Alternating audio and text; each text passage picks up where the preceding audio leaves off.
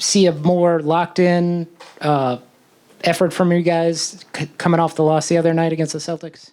No, we definitely played harder, played more together. Obviously,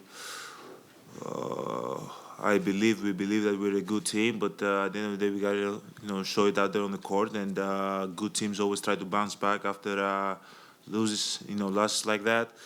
And I think that's what the team did tonight. We lost bad 3 days ago, 2 days ago, I don't remember.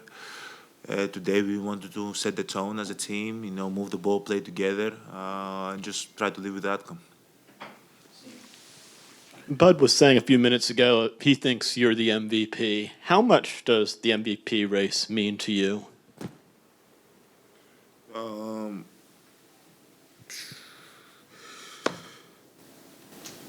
I'm just trying to get better. I'm just trying to enjoy the game of basketball. I think when you think about the MVP, it just puts pressure on yourself. Just puts pressure. At the end of the day, I'm happy. I'm happy where I am in life. I'm happy that God has blessed me with this talent. I'm happy that I'm able to go out there every day and chase my dream that I have as a little kid, and try to improve and go out there and play with edge. I'm happy for my kids. Happy for my brothers, my mom, significant other. Happy for my teammate. Like, obviously, it's a great compliment to finish the season and be the most valuable player in the league. But at the end of the day, I'm just happy that God allows me to go out there and enjoy the game of basketball. If Coach Bud thinks I'm the MVP, great. If not, great. We got 4 more games left. Got to keep playing good basketball, try to stay healthy. Again, try to enjoy the game of basketball, because you can get the MVP and you can be miserable. And that's not who I am as a person. But again, it's a great compliment. I was happy when I won my first 2. Great compliment to be the most valuable player in the league. I'm happy that the last 5 years I'm able to be in that conversation. I'm happy that I'm able to be consistent. I'm happy that I'm able to help my team be great. But that's the goal. That's the only goal. Try to keep putting myself in a position to help my team be great. Tonight, third quarter, Sixers try to kind of cut the deficit. I think they get it to single digits, and then end of the third quarter, 9-0 run. Start of the fourth quarter run. How timely were those possessions, and what did you see from the team as a whole during that time period? The ball started sticking more. Started playing a little bit more one-on-one. I think in the first half we were moving the ball, we were moving our bodies, we were setting screens, we were rolling. Guys were going downhill. I think we were stagnant a little bit in the third quarter. That's why they were able to come back to the game to 8 points, 7 points. I don't remember how it was, but I feel like after we started getting our rhythm, started moving the ball, made a few shots, got some stops, we were able to, get that separation that we had in the third quarter. Hey, Giannis. As you approach the end of your 10th regular season out, I'm curious, how do you feel that you've grown as a leader over the last few years? I feel that I've grown as a leader. Pretty much the same as the last couple of years. Haven't changed as much. Been over myself. Try to be more vocal as much as I can. Obviously, we have some new guys on the team. Try to bring them in and kind of show them what our culture is about, and that we have a selfish culture, that we try to play to win. It doesn't matter who is going at that night. We keep on feeding the ball. Like, we have guys that they're able to carry the team in every given night, from Chris, from Drew, from Brooke, from Bobby, from Grayson. And I'm sorry, I'm missing some couple of guys. We play unselfish basketball. For me, I try to lead by example. I've done that since my rookie year. But, as I've got older, I'm more vocal. I try not to speak too much. I feel like guys, when you speak too much, they get tired of your voice. I try to lead by example, and try to voice my opinion when it matters.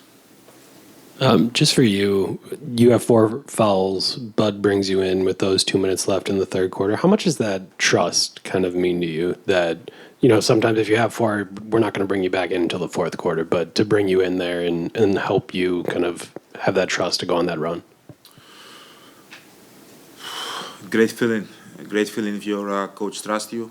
You're able to go out there and compete without kind of second guess yourself. But yeah, I've been in that position many times. I don't remember. I don't know if this year I've been fouled out. Have I been fouled out? I don't think so. So yeah, but at the end of the day, it depends on how I get the fouls. Like if I'm, they're like down fouls and I put my hands and all that, and I'm in that kind of mood. Obviously coach can feel it, and he pulls me out. But like, I don't think the charge was a foul. I don't think the first charge was offensive foul was a foul. But at the end of the day, I just gotta keep playing through it. And he understands that too. That's why I think he trusted me to put me back in there. Defensively, you guys are trying to take that pocket pass away from Harden. I'm curious, there's a possession where it's you with both an arm and a leg out there, like kind of a Brook Lopez impression. Just how difficult is preparing for that pass specifically? I think you kicked another one, but just taking that away. He's a great player. He can read the pick and roll really well. Going to his left, he usually try to throw the pocket pass to Joel, or throw it back, or throw it to the corner, and he just tried to make it as difficult as you can for him to make that pass. There was times that he made the pass. There was times that we were able to get a deflection. There was times that Drew stole the ball.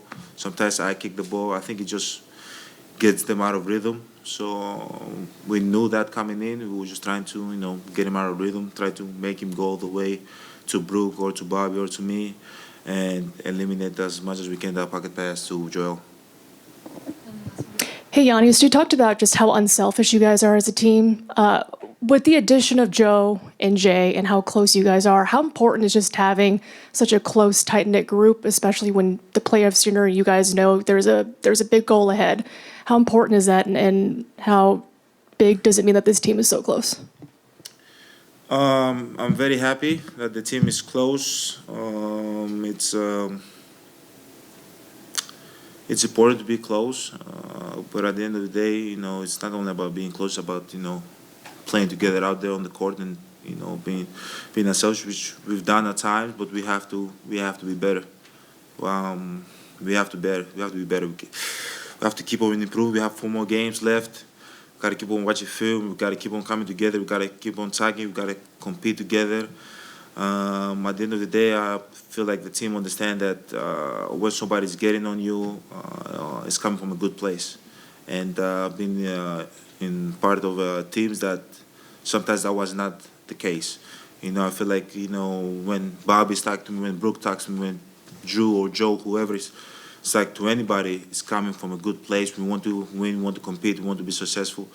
But at the end of the day, like, the record is great, having the best record in the NBA, but we got to compete. That, like, nothing is given in life. I feel like with this close group, if we go out there to compete and try to earn every single possession and try to earn every single game, we're going to be in a good place. If we don't, it doesn't matter if we're close or not. We're not going to be successful.